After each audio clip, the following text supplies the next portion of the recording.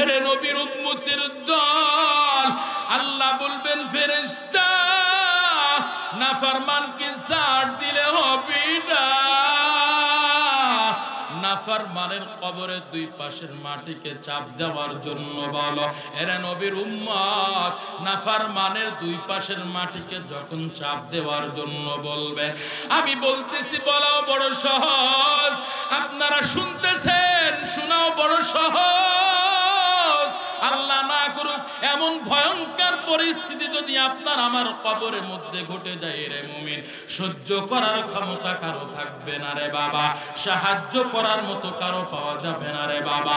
দুনিয়ার জমিনে বিপদে পড়লে বন্ধু বান্ধব আত্মীয় স্বজন সমাজবাসী দেশবাসী আপনার আমার জন্য এগিয়ে আসে, কিন্তু কবরের মধ্যে একবার যদি বিপদে পড়ে যায় রে মুমিন, এরে নবীর উম্মত, আপনাকে আমাকে বিপদ থেকে কেউ রক্ষা করাইতে পারবে না। আল্লাহ পাক যখন বলবেন ও ফেরেশতার দল, নাফরমানের কবরের দুই পাশের মাটিকে চাপ দিতে বলো। এরে নবীর উম্মতের দল, ফেরেশতারা কবরের দুই পাশের মাটিকে চাপ দেওয়ার জন্য বলবেন। আল্লাহ নবী হাদিসের মধ্যে বলেন, ওই নাফরমানের কবরের দুই পাশের মাটি এত দূরে চাপ দিবে রে মুমিন, এক পাথরে হাড্ডি অপর পাথরের মধ্যে ঢুকে যাবে, সহ্য করার ক্ষমতা কারো থাকবে না রে বাবা। এরে নবীর উম্মতের দল, শুধু তাই নয়, একটা নয় দুইটা নয় 99টা সাপ দংশন করার জন্য চলে আসবে। আল্লাহ পাক বলবেন ফেরেশতা এতটুকুই শাস্তি দিলে হবে না, এতটুকুই ছাড় দিলে হবে না। আল্লাহ পাক বলবেন নাফরমানের কবরের মধ্যে জাহান্নামের আগুনের বিছানা বিছাও। এরা নবীর উম্মতের দল, দুনিয়ার জমিনে আমরা আগুন এক সেকেন্ড সহ্য করতে পারি না, আর ওই জাহান্নামের আগুন আল্লাহ পাক এত কোটি কোটি গুণতেছেন আগুন বানাইছেন, গায়ে লাগা মাত্রই পুরা শরীরটা তামা তামা হয়ে যাবে, সেকেন্ডের গতিতে পুরা শরীরটা তামা তামা হয়ে যাবে। এর নবীর উম্মতের দল, সহ্য করার ক্ষমতা কারো থাকবে না রে বাবা। এর নবীর উম্মত, ওই কবরে ভয়ঙ্কর আযাব থেকে যদি কেউ বাঁচতে চায়, আযাব থেকে যদি কেউ মাপ পাইতে চায়, রেহাই পাইতে চায়, মায়ার নবী রাহমাতুল লিল আলামিন নামাজি বান্দা বান্দির জন্য এক নাম্বার পুরস্কার ঘোষণা করলেন, রিজিকের মধ্যে বরকত বাড়াই দিবেন কি। দ্বিতীয় নাম্বার পুরস্কার মায়ার নবী ঘোষণা করেন, ওই বান্দার নামাজি বান্দা বান্দির কবরে আযাব আল্লাহ ক্ষমা করে দিবেন, মাফ করে দিবেন, এমন ভয়ঙ্কর আযাব থেকে আল্লাহ হেফাজত করবেন।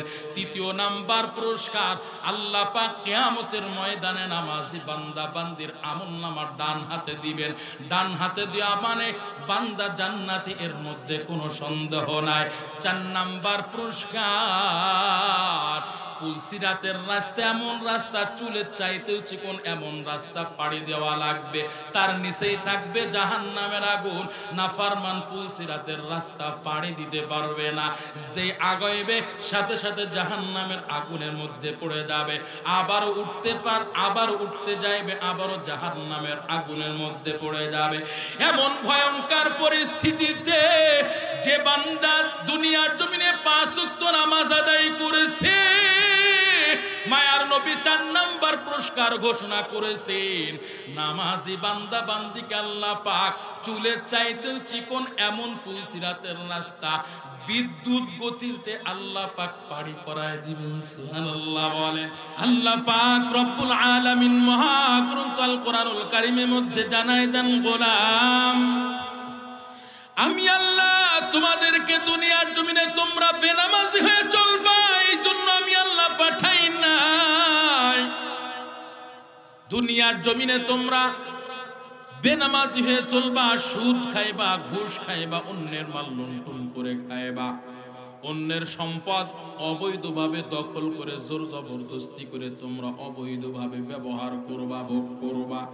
এই জন্য আমি আল্লাহ তোমাদেরকে দুনিয়ায় পাঠায় নাই।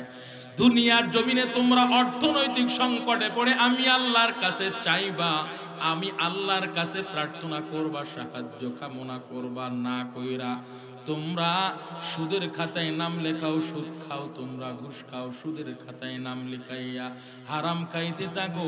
এই জন্য আমি আল্লাহ তোমাদেরকে দুনিয়ায় পাঠায় নাই।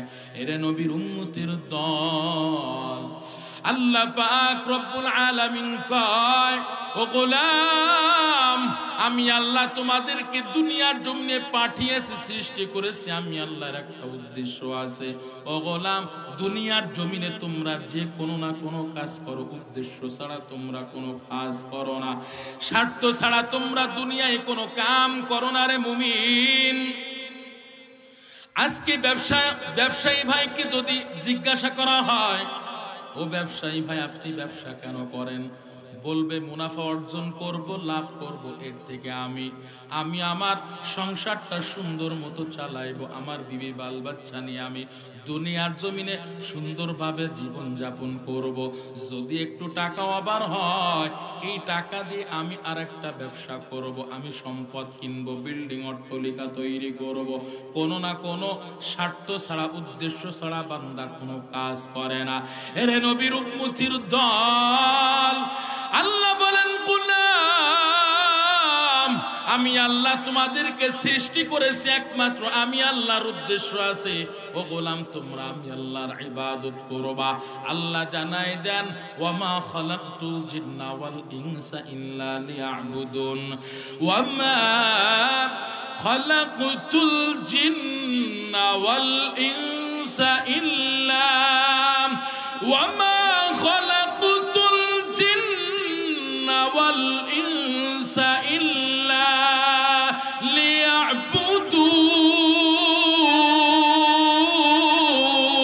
লিয়াবুদুন। বাখা কুরআন কালামুল্লাহ বসনো, কদিমাস্তি কদিমাস্তি নেই।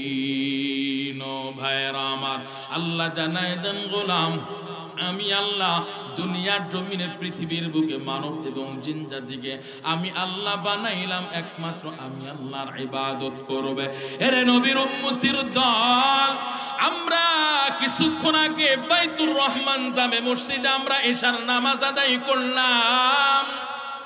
ইতিপূর্বে আমরা মাগরিবের নামাজ আদায় করেছি, ইতিপূর্বে আমরা আসরের নামাজ পড়লাম, ইতিপূর্বে আমরা যোহরের নামাজ আদায় করেছি।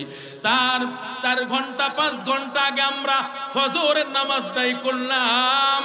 এর নবীর উম্মতের দল, কন্টিনিউ যে সমস্ত বান্দারা 5 ওয়াক্ত নামাজ আদায় করে, নেক আমল করি না কেন রে বাবা? দুনিয়ার জমিনে যাই কিছু করি না কেন, হজ করি, যাকাত দিই, নেক আমল করি, দান সদকা করি, সব কিছু কার জন্য? জবানটা খুলেন না, কার জন্য? কার সন্তুষ্টর জন্য? আল্লাহ পাক রব্বুল আলামিন জানায় দেন গোলাম দুনিয়ার জমিনে তুমি নামাজ আদায় করবা, মানুষ তোমাকে নামাজি বলে ডাক দিবে, সৎ বলবে, নেক বলবে, এইটা হবে না। দুনিয়ার জমিনে গোলাম আমি আল্লাহ তোমাকে ধন সম্পদ দান করলাম, তোমার উপরে আমি আল্লাহ যাকাত ফরজ করলাম, তুমি যাকাত দিবার মনে মনে করবা। দেখো এলাকাবাসী তোমরা দেখো, সমাজবাসী তোমরা দেখো, আমি বড় দানশীল হয়ে গেছি, আমি মানুষকে যাকাত দিই, এই যে আমি যাকাতের শাড়ি দিতাছি, যাকাতের লুঙ্গি দিতাছি, আমার বাড়ির সামনে বহু মানুষ লাইন দিয়ে দাঁড়িয়ে আছে। সমাজবাসী তোমরা দেখো, মানুষেরা আমার কাছে যাকাতের অর্থ নিতে আসছে, আমি মানুষকে দেখানোর জন্য যাকাত দিব, বিষয়টা এমন হবে না রে মুমিন। আমি লক্ষ লক্ষ টাকা খরচ করে বাইতুল্লাহে যাব, হজে যাব, মানুষ আমাকে হাজী সাহেব বলে ডাকবে, মনটা বড় খুশি হয়ে যাবে, মনটা বড় প্রশান্তি লাভ করবে, মানুষ আমাকে হাজী সাহেব বলে। এরে নবীর উম্মতের দল, এই সব কিছু মানুষের দেখানোর জন্য হবে না, সব কিছু কারোর জন্য হবে।